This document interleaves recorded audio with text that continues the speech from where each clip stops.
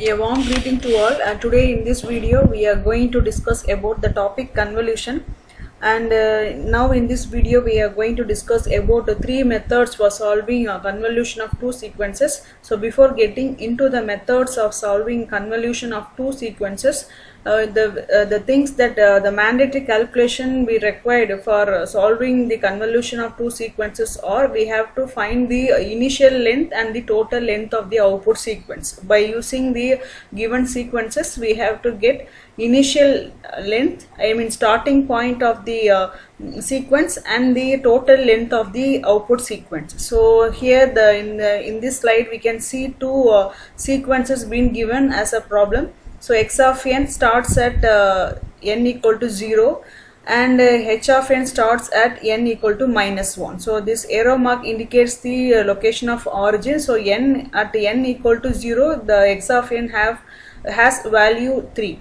and h of n at n equal to 0, it has value of 2. So the total, now we have to start with the finding the initial starting point of the output sequence. We can name the output sequence as y of n. So for finding the starting point of the output length of output sequence, the formula to be used is n1 plus n2. By using this n1 plus n2, we can add the starting point of both the sequences for getting the starting point of the output sequence. So the starting point for first sequence is 0, and for second sequence is -1. So by adding up those two points, we can get -1. So this is the starting point for output sequence. Now we have to find the total length of the output sequence. So here in the question, the total length of x of n is 4, and for h of n is also 4 because it is having 4 values. So now we have to find the total length of the output sequence. The formula to be used for finding the total length is n1 plus n2 minus 1. So the total length of first sequence is n1, that is 4, and total sequence of total length of the second sequence is n2, that is plus 4, and the minus 1. So that is 8 minus 4 minus 1 gives 7. So the total length of output sequence is 7. So we can name the values of n. So it starts from -1, and from this we should have the count of 7 values. So -1, 0, 1, 2, 3, 4, 5. So up to n equal to 5, the y of n is going to have values.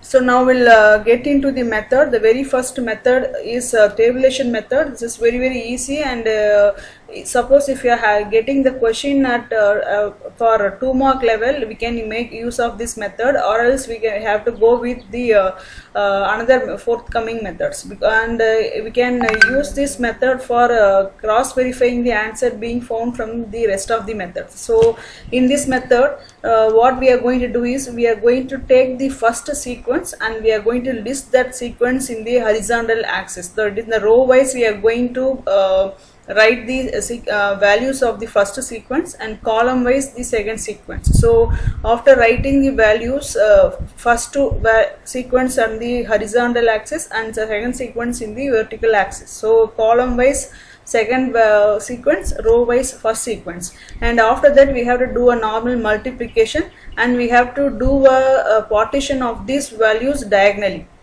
So starting from this 3, and we can make this we can partition, we divide the diagonally.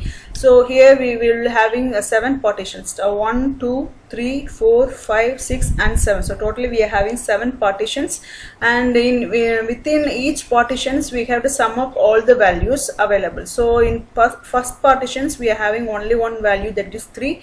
In second partitions we are having 2 values. So we have to sum up these 2 values, and we will be getting 6 plus 2 as 8. So this in second partition we are having the value 8. So likewise we have to add all the values within the partitions, and we have to write as a sequence. So now we know the total length of the sequence, that it is having, should contain 7 elements. So 1, 2, 3, 4, 5, 6, 7, and the starting point of y of n is -1. So the next point would be at n equal to 0. So for indicating the origin, we are using this arrow mark under this value. So this is about the first method.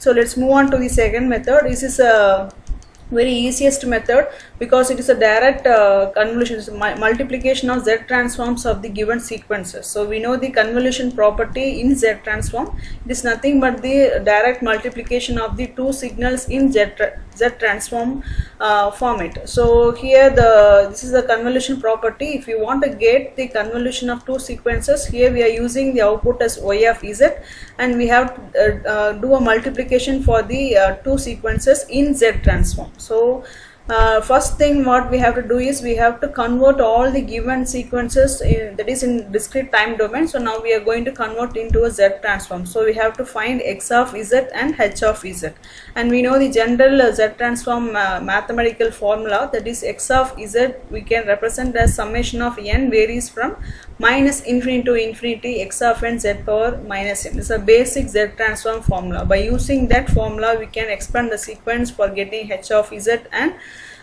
x of z.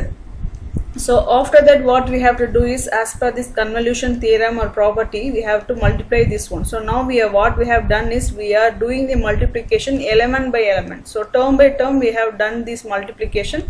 It's not like a normal multiplication what we do, and after that we are rearranging the sequence based on the values of n. So now the output sequence has to start at n equal to 0, n equal to minus 1, and it has to end up with n equal to plus 5. So based on the values of the n, we have rearranged the y of z value. So now we can write these coefficients of z as the y of n. So we have written this value. So if now we know the value that the coefficient of z power 0 is the value at origin. So that is the second value is the value at n equal to 0, and the first value is starting at minus 1. So it's matching with the condition, the conditions what we have seen in the very first slide for before starting this convolution methods. So now we'll move on to the third method. This is another convolution property, and it is for time domain, that is a linear convolution property, and this property states that we can represent y of n in the form of by making an independency of another third variable, that is k. We usually will get the question in the form of x of n and h of n, but in convolution property we are going to make the dependency to another dummy variable, that is k. Just for example, we have taken as k, we can make any variable. So the dummy variable here we are denoting as k. So varies from minus infinity to infinity, x of k and h of n minus k. So this is a property that we have to keep in mind. So as per this property we are going to get the values for y of n. So we know the initial point and the ending point of the sequence y of n. So y has to start at n equal to minus 1. So now we are substituting the value of n as minus 1, and we are replacing the value of n as minus 1. So now you can expand this series with respect to the value of k. So but the value of k is having a limits from minus infinity to infinity. So need not to expand the entire sequence starting from minus to plus infinity. Instead we can make an expansion of this sequence based on the range of the value of n. So the range of n is from minus 1 to plus 5. So accordingly we can substitute the values of k over here and make an expansion of this sequence, I mean series. Okay.